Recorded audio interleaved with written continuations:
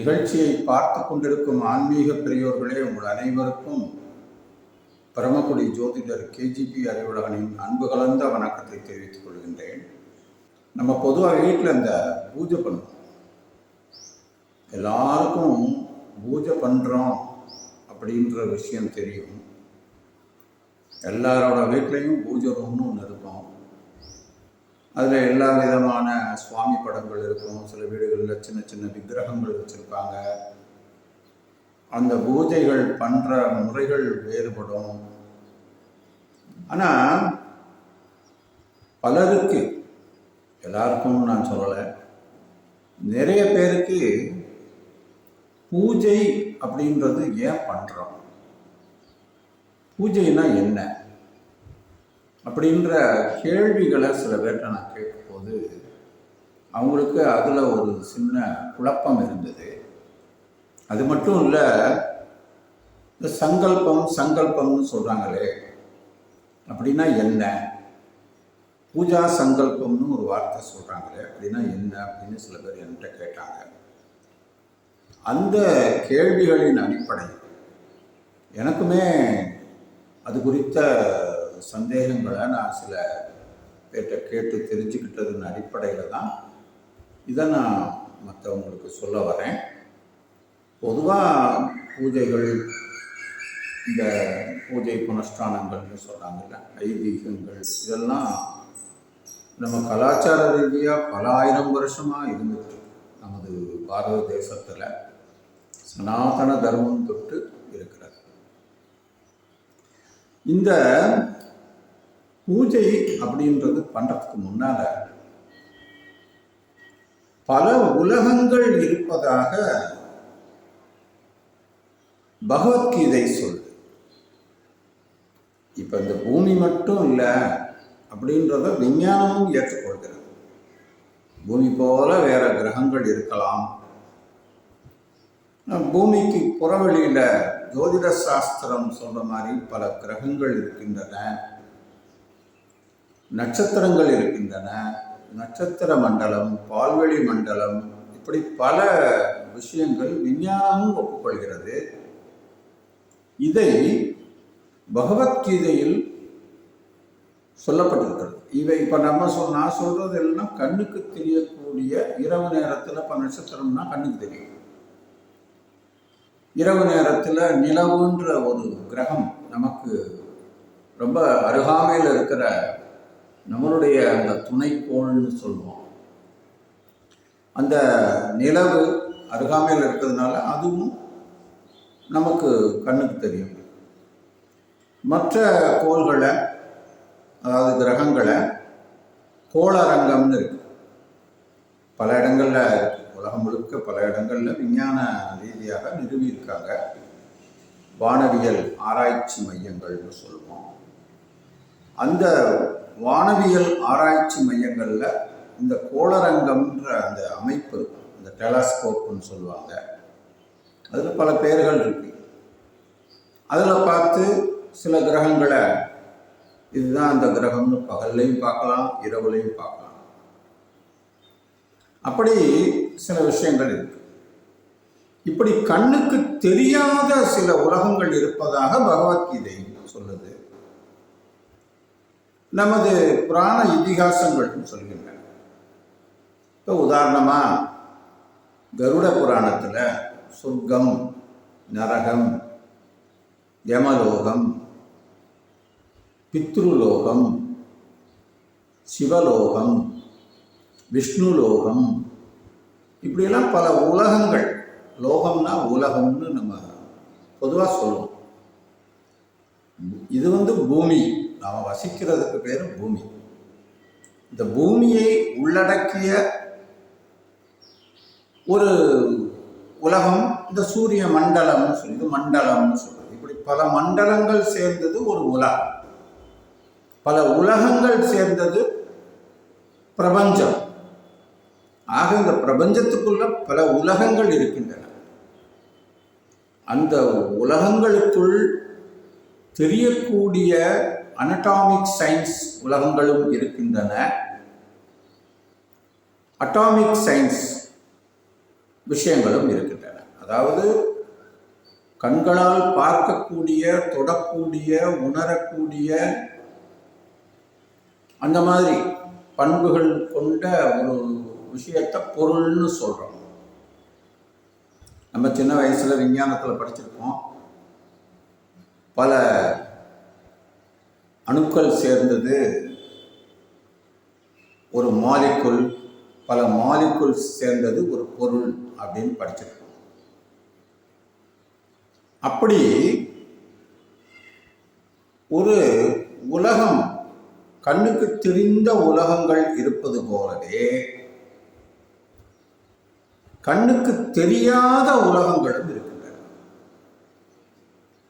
அதை அனடாமிக் சயின்ஸ்ன்னு சொல்லுவாங்க. அதாவது மறை பொருளாக இருக்கின்ற விஷயங்கள், பொருளற்ற தன்மை. இப்போ உதாரணமாக உடம்பு நமக்கு தெரியக்கூடியது, ஆத்மா நம்ம கண்ணுக்கு தெரியாது. அப்போ ஆத்மா இல்லையா, இருக்கா அப்படின்ற கேள்விகளுக்கெல்லாம் நமது புராண இதிகாசங்கள், நமது முன்னோர்கள் பல விஷயங்களை எழுதி வச்சிருக்காங்க. அதில் போய் படித்தோம்னா தெரியும்.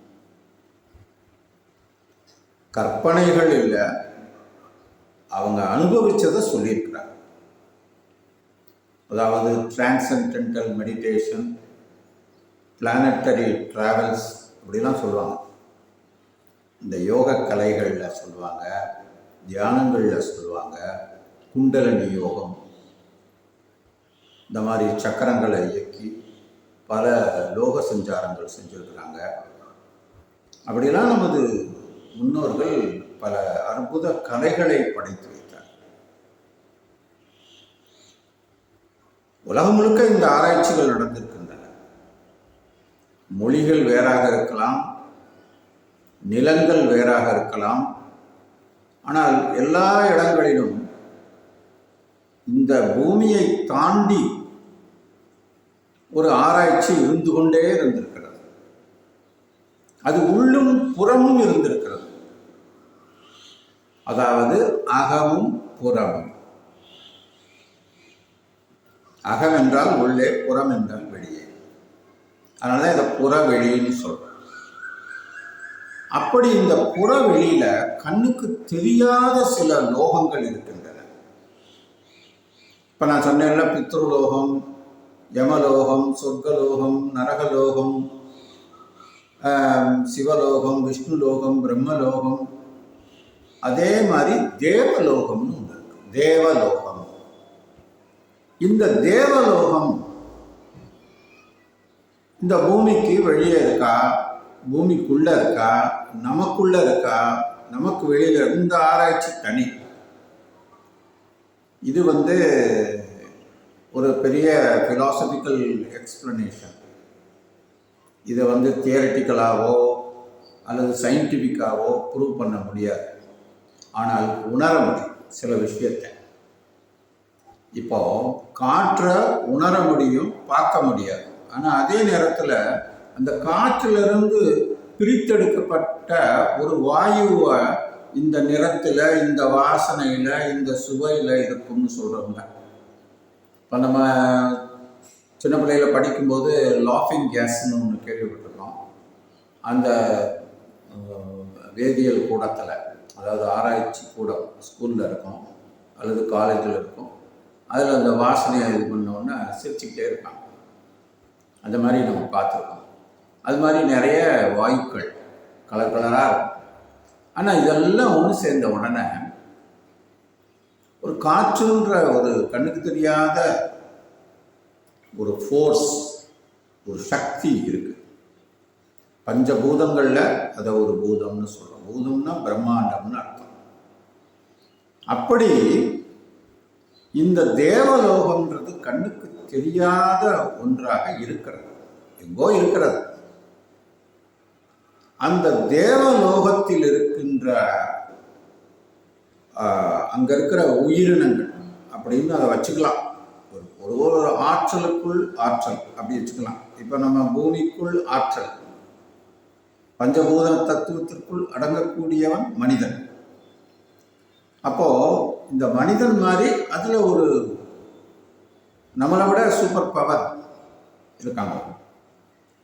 அவங்கள தேவதைகள் அப்படின்னு பெண் சக்திகளை சொல்கிறோம், ஆண் சக்திகளை தேவர்கள் அப்படின்னு சொல்கிறோம். இவர்களை உள்ளடக்கிய ஒரு ஒரு ஒரு பிரம்மாண்டத்துக்கு தேவலோகம் பேர். அங்கதான் நம்மளுடைய 30 முக்கோடி தேவர்கள்னு சொல்றாங்கல்ல. நம்ம இந்து சாஸ்திரத்துல 30 முக்கோடி தேவர்கள் அப்படின்னு சொல்றோம். அது சிவலோகமா இருந்தாலும் நிறைய இருப்பாங்க. ஏகப்பட்ட தேவர்கள் இருப்பாங்க. ஒரு ஒரு ஒரு தெய்வம்னு ஒன்று இருக்குன்னா அதை சார்ந்தவங்கள்லாம் தேவர்கள். பெண் குல மாதிரி ஒரு அமைப்பை தேவதைகள் அப்படின்னு சொல்லுவோம். பொதுவான வார்த்தை எப்படி பித்ருக்கள்ன்றது பொதுவான வார்த்தை. மாத்ருனா அதில் பெண் பித்ருவை குறிக்கும், பித்ருனா ஆண் பித்ருவை குறிக்கும். பித்ருக்கள்ன்றது பொதுவான வார்த்தை. அது மாதிரி தேவலோகம்ன்றது பொதுவான வார்த்தை. அதில் தேவதைகள் தேவர்கள் இருப்பாங்க. ஸோ இவர்களில் விநாயகர் தொட்டு எல்லா தேவதைகளும் அங்கே தான் இருக்காங்க. பிரம்மா கூட அங்கே தான் இருக்கார், விஷ்ணு கூட அங்கே தான் இருக்கார். அது இந்த சோலார் சிஸ்டத்துக்குன்னு ஒரு செக்ரட்டேரியட் மாதிரி. இதை கண்ட்ரோல் பண்ணக்கூடிய ஒரு பவர்ஸ் அவங்ககிட்ட தான் இருக்காங்க. ஒரு கண்ணுக்கு புலப்படாத ஆற்றல் அது இந்த பிரபஞ்சத்தில், இந்த சூரிய மண்டலத்துக்குள் இருக்கக்கூடிய அத்தனை விஷயங்களையும் ஆளக்கூடிய ஆற்றல்னு புராணங்கள் சொல்லுது. அதை தான் இந்த தேவலோகம்னு சொல்றேன். இப்போ நம்ம பூஜை ரூம்ல உட்காந்து அந்த பூஜை பண்றோம் பார்த்தீங்களா. பொதுவாக நீங்க பார்த்தீங்கன்னா கேலண்டர்ல காலங்கள் குறித்த சில விஷயங்கள் பார்த்துருப்பீங்க. அதாவது ராகு காலம்னா 1.5 மணி நேரம். ராகுவை யாராவது பார்த்துருக்கோமா? அதான் நோடு பாயிண்ட்னு சொல்றோம் விஞ்ஞானத்தில். கேது காலம்ன்றத யமகண்டம்னு குறிச்சிருக்கோம் கேலண்டர்ல. அதுவும் 1.5 மணி நேரம் தான். அப்புறம் நல்ல நேரம் 1.5 மணி நேரம். கோரை டைம்ன்றது தனி, அது 1 மணி நேரம் 1 மணி நேரம். இப்படி ஒன்னொன்றுக்கும் ஒரு காரண காரியத்தோடு இருக்கும். இந்த 1.5 மணி நேரம்ன்றதை எடுத்துக்கிறோமே, இதுக்கும் இந்த தேவதா லோகத்துக்கும் ஒரு தொடர்பு இருக்கு. இந்த தேவதா லோகத்துக்கும் இதுக்குமான தொடர்பு என்ன மாதிரியான அந்த தொடர்புனா மனதால் தொடர்பு. புரியுதுங்களா? மனதால் தான் தொட முடியாது. அந்த ஃபாஸ்ட்ல போகணும். மாவேகம் மனோவேகம்னு சொல்றோம்ல. எந்த வாகனத்தையும் விட உலகத்தில் இப்போ நான் இங்கே இருக்கேன், நான் அமெரிக்காவை சினிமாவில் பார்த்துருக்கேன். சில பேர் நேரடியாக கூட போய் பார்த்துட்டு வந்திருப்பாங்க. உள்ளதைத்தான் வீடியோ எடுத்து போடுறாங்க. அமெரிக்கான்றதை நம்ம அந்த மாதிரி காட்சிகள் வாரியாக பார்த்துருக்கோம். அப்போ நான் கற்பனையில் அதை பார்த்துட்டு வந்துட்டேன். ஒரு சினிமாவை அமெரிக்காவை பார்த்துட்டு வந்துட்டேன். அமெரிக்காவில் ஒரு இடத்த, ஒரு குறிப்பிட்ட அந்த ஒரு டவர் இருக்குல்ல, அதை பார்த்துட்டேன்னு வச்சுக்கோங்களேன். அது அப்படின்னு நினச்ச உடனே இப்போ அங்கே நிற்பேன். அப்படின்னு நினச்ச உடனே என்னோட வீட்டு வாசலில் நிற்பேன். அப்படின்னு நினச்ச உடனே அந்த ஆகாயத்தில் எங்கேயோ இருப்பேன். அப்போ இது மூணுக்கும் அந்த வெலாசிட்டின்னு சொல்கிறோம்ல, இந்த கதி, ஸ்பீடு. இப்போ ஒரு பஸ் போகுதுன்னா இத்தனை km/h போட்டிருக்காங்க.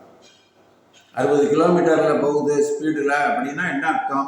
1 மணி நேரத்துக்கு 60 கிலோமீட்டரை அந்த பஸ் கிராஸ் பண்ணும். ஒரு கார் 100 km/h அப்படின்னு கிராஸ் பண்ணும். இப்படி சொல்கிறோம்ல, அந்த மாதிரி km/h. இந்த மாதிரி இந்த வேகங்களில் வித்தியாசங்கள் இருக்கு. பஸ் இந்த மாதிரி ஸ்பீடில் போகலாம், விமானம்னா இந்த மாதிரி ஸ்பீடில் போகும் ராக்கெட்டுனா இந்த மாதிரி ஸ்பீடில் போகும் அப்படின்னு சொன்ன மாதிரி இதுக்கு ஒரு ஸ்பீடு சொல்லவே முடியாது. எதுக்கு? மனோவேகத்துக்கு. அதனால தான் நமது முன்னோர்கள் மாவேகம் மனோவேகம் இருக்கிறதுலே நம்பர் 1 வேகம் மனோவேகம் தான். ஒளியை விட இன்னும் என்னென்ன இயற்கையில் கண்டுபிடிச்சிருக்காங்களோ சயின்ஸில், அதெல்லாம் விட மாவேகம் மனோவேகம். அந்த மாதிரி அப்படின்னு நினச்ச உடனே நம்ம அந்த தேவலோகத்துக்கு போயிட்டு அவங்கள அழைச்சிட்டு வந்து மனசால நம்ம பூஜை ரூமில் கொண்டாந்து அமர வச்சு அவர்களுக்கு சோடச்ச உபச்சார பூஜைன்னு சொல்லுவாங்க. 16 விதமான மரியாதை. அந்த சோடச்ச உபச்சாரம்னா மரியாதை. உபச்சாரம் சோடச்சன்னா 16 வகையான மரியாதைகள் செய்து அந்த தேவதைகளுக்கு வணங்கி, இப்போ எனக்கு கல்வி வேணும், என்னால் முடியாது, நான் படிக்கிறேன், எல்லாம் செய்கிறேன், முயற்சி பண்ணுறேன், மனுஷனோட முயற்சியை பண்ணுறேன், புலன்களால் நான் முயற்சி எடுக்கிறேன், உடம்பாலையும் புலனாலும் ஆத்மாவாலையும். என் சக்திக்கு மீறின ஒரு விஷயம், எனக்கு ஒரு அவநம்பிக்கை வருது, இது நடக்குமோ நடக்காதோ, நான் ஜெயிக்கணும் ஜெயிக்க மாட்டேனோ. அப்போ தானே நம்ம என்ன செய்கிறோம்? முடியலன்னா கடவுளே என்னை காப்பாற்று, கைவிட்டுறாத அப்படின்னு மனுஷன் கேட்குறான். அப்போது அந்த கடவுளேன்னு சொல்கிறாங்கன்னா அவனுக்கு கடவுளேன்றது ஒரு ஆற்றல். இன்னொருத்தருக்கு பெருமாளே, இன்னொருத்தருக்கு சிவா, நமச்சிவாயா, ஈஸ்வரா, முருகா சொல்கிறோம்ல, பலவிதமாக கூப்பிடுறோம். இப்படி இதெல்லாம் தேவதைகள் அப்படின்னு பகவத்கீதை சொல்லுது. எல்லாத்துக்கும் பரம்பொருள் ஒன்று இருக்கு, படைப்பாற்றல். அவர் தான் எல்லாத்தையும் படைச்சவர்னு சொல்றார். அந்த சப்ஜெக்டுக்கு போக வேண்டாம். இந்த பூஜைன்றது என்னன்னா, நம்ம பூஜை ரூம்ல அமர்ந்து மனசால் ஒவ்வொரு விதமான அந்த பூஜைக்கான அந்த வழிமுறைகள், முறைப்படி அதற்கு தியானம்னு ஃபஸ்ட் எடுத்தோம். தியானம் மனசை ஒருமுகப்படுத்துறது, பிராணாயாமம், தியானம், அப்புறம் ஆவாகானம், அவங்கள வரவழைக்கிறது, வாங்க அமருங்கள். இப்போ நம்ம நண்பர் வந்தால் சொல்கிறோம்ல, உட்காருங்க, சேரை போடுறோம், இல்லை சோஃபா இருக்குன்னா தட்டி நல்லா உட்காருங்க, நல்லா உட்காருங்க, கம்ஃபர்ட்டாக உட்காருங்க. டீ சாப்பிட்றீங்களா, காஃபி சாப்பிட்றீங்களா, ஹார்லிக்ஸ் சாப்பிட்றீங்களா? அவர் மேலே இருக்கிற அந்த மரியாதையை பொறுத்து, அன்பை பொறுத்து நம்ம கேட்குற மாதிரி இருக்கு. அந்த மாதிரி அந்த தேவதைகளுக்கு நம்ம மரியாதை பண்ணுறோம். மனுஷனை மாதிரி தெய்வம் மனுஷ ரூபேன்ற. அதனால் நம்ம செய்கிறதெல்லாம் அவங்களுக்கு செஞ்சு பார்க்கணும். எதெல்லாம் நம்ம நமக்கு முக்கியம்னு கருதுகிறோமோ அது அத்தனையும் தெய்வத்துக்கு செஞ்சு பார்க்கணும். நம்ம அன்றாட எந்திரிச்சோன்னா நம்மளுடைய வாழ்க்கையில் முதல் என்ன பண்ணோம்? பல் துலக்கிறோம், குளிக்கிறோம், சாப்பிட்றோம், உடுத்துறோம், சாப்பிட்றோம். இந்த மாதிரி தொடர்ச்சியாக ஒன்றா செய்கிறோம்ல, அந்த மாதிரி அந்த தேவதைகளுக்கும் அந்த விஷயங்கள், ஆபரணங்கள் போட்டுறது, பூணூல் அணிவிக்கிறது, ட்ரெஸ் பண்ணுறது, அப்புறம் மரியாதை பண்ணுறது, குடம் பிடிக்கிறது, இந்த மாதிரி 16 வகையான உபசரணைகள் மினிமம் செய்யணும்னு சொல்லி இதெல்லாம் பண்ணணும். அதாவது இருக்கிறதாக ஒரு கற்பனை செய்து கொண்டு, நம்பிக்கையோடு கற்பனை செய்யும். பூஜை ரூமில் இப்போ இருக்காங்க, தேவதாலோகத்திலேருந்து தேவதைகள், நான் கூப்பிட்ட தேவதைகள்லாம் வந்துட்டாங்க, 33 கோடி தேவர்களும் வந்திருக்காங்க.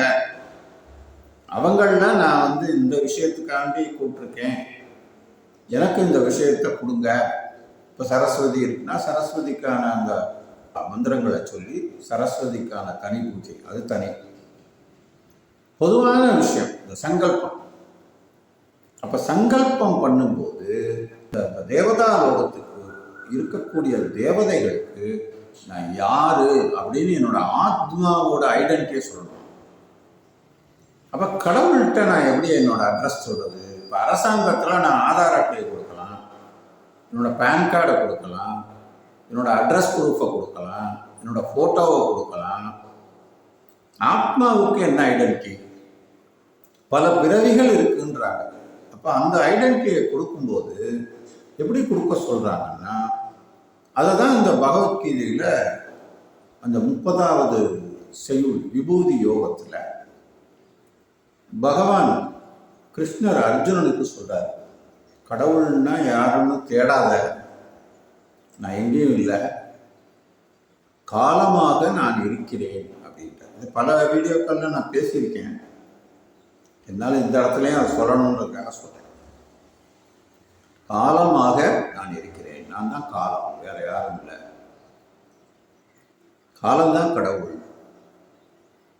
அதனால தான் இந்த இப்போ இறந்தவங்களை பார்த்தீங்கன்னா போஸ்ட் அடிக்கும்போது இறைவன் அடி சேர்ந்தார், காலமானார் அப்படிலாம் சொல்கிறாங்கல்ல, அதுதான் காரணம். அப்போ இறைவனோட ஒப்பிடுதல், அவர் தெய்வமாயிட்டார் சொல்கிறோம்ல, அந்த மாதிரி இந்த பூஜா சங்கல்பத்தை செய்யணும். இப்போ விஷயத்துக்கு வரேன்.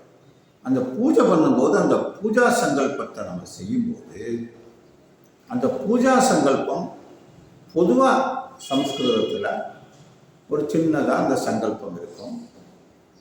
அந்த சங்கல்பத்தை எப்படி பண்ணுறதுன்றத குருமார்கள் சொல்லுவாங்க, அல்லது நம்மளே வருங்காலங்களில் கொஞ்சம் கொஞ்சமாக ஒரு பார்ட்டாக வீடியோவாக போடுறேன்.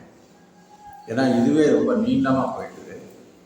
இப்போ இந்த வீடியோவில் இதற்கப்புறம் இப்போ நான் சொல்லி முடிச்சிருக்கேன் இல்லையா, இப்போ நான் இதுக்கு அடுத்து வரப்போகிற வீடியோவில் அந்த பூஜா சங்கல்பத்தை இந்த சுருக்கமாக சிறிய அளவில் ஒரு வீட்டில் பூஜை செய்கிற அளவுக்கு இருக்கக்கூடிய அந்த சங்கல்ப மந்திரத்தையும் அதை தொடர்ந்து அதற்கான விளக்கங்களையும் உங்கள்கிட்ட சொல்கிறேன். கொஞ்சம் பொறுமையாக பாருங்கள், இதை தெரிஞ்சுக்கலாம். நிறைய பேருக்கு தெரிஞ்சுக்கணுன்ற ஆர்வம் இருக்கும், தெரிஞ்சவங்க வருத்தப்பட்டுக்கிறாதீங்க, தெரியாதவங்க இதை பார்த்து பயன்பெற வேண்டும் என்று உங்களை அன்புடன் கேட்டுக்கொள்கிறேன். இப்போது இந்த பூஜா சங்கல்ப மந்திரம் அதை இதுக்கு அடுத்த வீடியோவில் நீங்கள் பார்க்கலாம். மமோபாத்த சமஸ்த துரித ஷயத்வாராம் ஸ்ரீ பகவத் பிரீத்யர்த்தம் சுபே சோபனே முகூர்த்தே ஆத்ய பிரம்மண द्वितीय परार्थे श्वेत वराह कल्पे वैवस्वत मन्वन्तरे अष्टाविंशतितमे कलियुगे प्रथमे पादे जम्बूद्वीपे भारतवर्षे भरतखण्डे मेरोः दक्षिणे पार्श्वे सहाब्दे अस्मिन् वर्तमाने व्यावहारिके प्रभवादि षष्टि संवत्सराणां मध्ये अमुक नाम संवत्सरे अयने ऋतौ मासे भक्षे तिथौ वासरयुक्तायां नक्षत्रयुक्तायां शुभयोग शुभकरण सकल विशेषेण विशिष्टायाम् अस्यां शुभतिथौ नारायण प्रीत्यर्थम् अस्माकं सहकुटुम्बानां क्षेमस्थैर्यं विजयम् आयुरारोग्य अष्ट ऐश्वर्याभिवृद्ध्यर्थं समस्त दुरितोपशान्त्यर्थं धर्मार्थ काम मोक्ष सदुर्वित पुरुषार्थ सिद्ध्यर्थं यावशक्ति ध्यान आवाहनादि षोडशोपचार पूजां करिष्ये. இப்போ இந்த மந்திரம் சமஸ்கிருதத்தில் அந்த மந்திரத்தை நான் இப்போ உங்களுக்கு சொன்னேன். அதை பற்றின தமிழ் விளக்கத்தை இப்போ நம்ம பார்ப்போம். மமோபாத்த சமஸ்த துரித ஷயத்வாரா ஸ்ரீ பகவத் பிரீத்தியர்த்தம் அப்படின்னா என்ன அர்த்தமா, என்னால் அடையப்பெற்ற அனைத்து பாவங்களின் நிவர்த்தி வாயிலாகும். திரு இறைவனின் பிரீத்திக்காகவும் சுபே சோபனே முகூர்த்தே ஆத்ய பிரம்மணக, சுவான இந்த வேளையில், இந்த நல்வேளையில் ஆதி பிரம்மாவின் துவிதீய பரார்த்தே, இரண்டாம் பரார்த்தத்தில், அதாவது இரண்டாம் பாகத்தில், ஒரு பிரம்மாவுடைய காலத்தில் செகண்ட் ஆஃப் லைஃப்பில், இப்போ நமக்கு 100 வயசுன்னு சொல்கிறோம்ல, இப்போ 50 வயசு முடிஞ்சு 51வது வயசுலன்னு அர்த்தம். அந்த மாதிரி இரண்டாவது பரார்த்தத்தில் ஸ்வேத வராக கல்பே, அது ஒரு காலத்தினுடைய கணக்கு. அதை பற்றி நம்ம அடுத்த வீடியோவில் ரொம்ப தெளிவாக பார்ப்போம். ஸ்வேத வராக கல்பே, ஸ்வேத வராக கல்பத்தில் வைவஸ்வத மன்வந்தரே, வைவஸ்வத மன்வந்தரத்தில் அஷ்டாவிம்சதிதமே 28வது கலியுகே பிரதமே பாதே, கலியுகத்தின் முதல் கால்பாகத்தில் ஜம்பூ துவீபே, ஜம்பூ துவீபத்தில் பாரத வருஷத்தில் பரதகண்டே, பரதகண்டத்தில் மேரோர் தட்சிணே பார்ச்சுவே, மகாமேருவாகிய ஹிமயத்தின் தென்பக்கத்தில் சகாப்தே, சக என்னும் இந்த 60 ஆண்டு கணக்கின்படி அஸ்மின் வர்த்தமானே வியாபகாரிக்கே, நமது தற்கால வழக்கிலுள்ள பிரபாவாதி ஷஷ்டி சம்வத்சராணாம் மத்தியே, பிரபவ தொடங்கி, அதாவது பிரபவம் முதல் தொடங்கும் அந்த 60 ஆண்டுகளுக்கு இடையே அமுக நாம சம்வத்சரே, அதாவது இன்ன பெயருள்ள ஆண்டில், இப்போ என்ன ஆண்டு நடக்குதோ தமிழ் வருஷம் நம்ம சொல்கிறோம் இல்லையா, அந்த தமிழ் வருஷம். இப்போ என்ன அயனம், இப்போ ஆடி மாதத்துலேருந்து தட்சிணாயனம், அயனங்கள் 2 இருக்குது, உத்தராயணம் தட்சிணாயனம். அதில் அமுக அயனேனா என்ன, இன்ன அயனத்தில், அமுக ருதவ், இன்ன ருதுவில் 6 ருதுக்கள் இருக்கின்றன. இதை பற்றிலாம் நம்ம தெளிவாக பார்ப்போம் அடுத்த வீடியோவில். அமுக மாசே, இன்ன மாதத்தில், அமுக பக்ஷே, இன்ன பக்ஷத்தில், அமுக திதவ், இன்ன திதியில், அது தேய்பிரையா வளர்பிரையா, தேய்பிரைனா கிருஷ்ணபக்ஷம், வளர்பிரைனா சுக்லபக்ஷம், அப்படி. அமுக வாசர யுக்தாயாம், இன்ன கிழமையும், அமுக நக்ஷத்திர யுக்தாயாம், இன்ன நட்சத்திரமும், சுபயோக சுபகரண, ஒவ்வொரு நாளும் யோகமும் கரணமும் உண்டு. இந்த யோகத்தில், இந்த கரணத்தில் விசேஷேன விசிஷ்டாயாம், மிக விசேஷமும், அஸ்யாம் சுபதிதோ, கூடிய இந்த நல்ல நாளில், நாராயண பிரீத்தியர்த்தம், நாராயணனுடைய பிரீத்திக்காகவும். இந்த இடத்துல அம்பாள்னா அம்பாளோட பேர். மீனாட்சியோட பூஜை பண்ணுறீங்கன்னா, மீனாட்சிக்காக பூஜை பண்ணுறீங்கன்னா ஸ்ரீ மீனாட்சி பிரீத்தியர்த்தம். ஈஸ்வரனோட பூஜை பண்ணுறீங்கன்னா ஸ்ரீ பரமேஸ்வர பிரீத்தியர்த்தம். நாராயணன்னா ஸ்ரீ நாராயண பிரீத்தியர்த்தம். லக்ஷ்மினா ஸ்ரீ லக்ஷ்மி பிரீத்தியர்த்தம். அந்த மாதிரி சரஸ்வதி பிரீத்தியர்த்தம். என்ன சுவாமியோ அந்த சுவாமியை பிரீத்தியர்த்தம் கொடுக்க வேண்டியது. அஸ்மாகம் சக குடும்பானாம், நமது குடும்பத்தினரின் ஷேமஸ் தைரிய ஷேமம், ஸ்திரத்தன்மை, தைரியம்,